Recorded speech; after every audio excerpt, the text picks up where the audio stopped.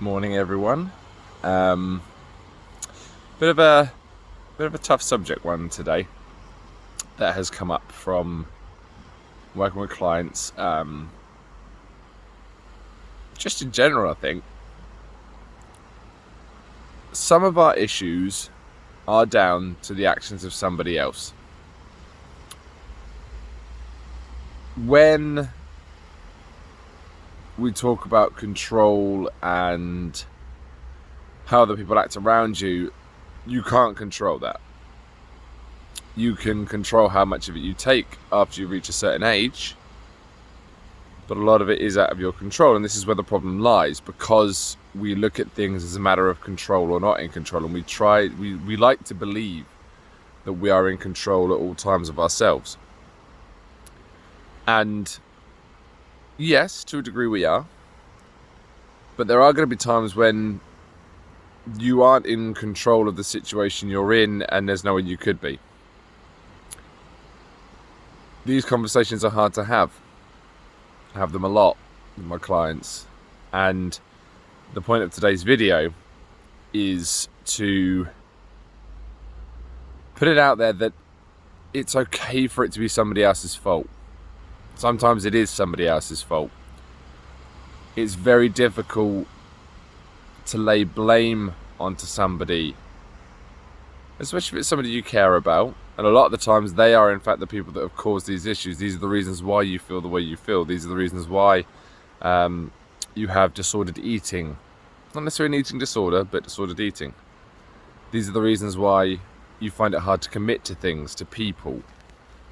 This is why certain places trigger emotions, because it was somebody else's fault. And we hate blaming other people. Some people enjoy it. Some people get off on making the world the reason for their problems, and that's for another video. But deep down, a lot of us know who is the issue. In the darker phases, it's usually a parent. We love our parents. We're conditioned to love our parents, and there's nothing wrong with that. It's the actions of the parent that are the problem. In not all cases. Some of it might be minor, but it compounds, and this is the other thing. It doesn't have to be a major horrific event. I mean, that definitely doesn't help.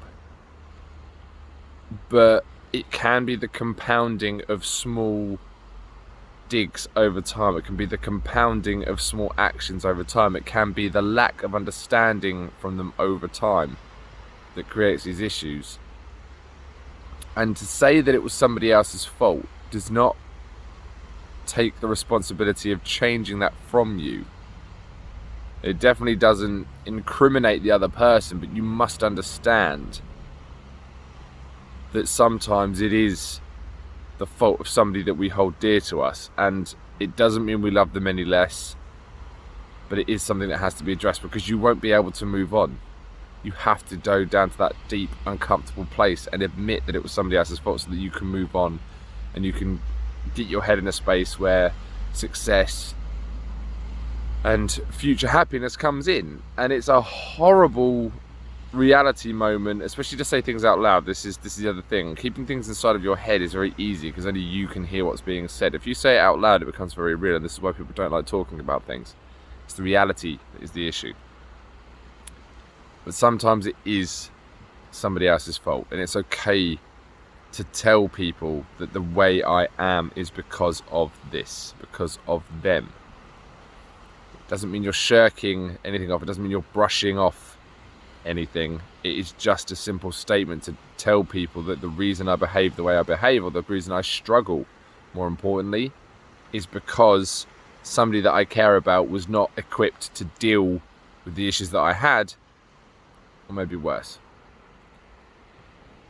So don't be afraid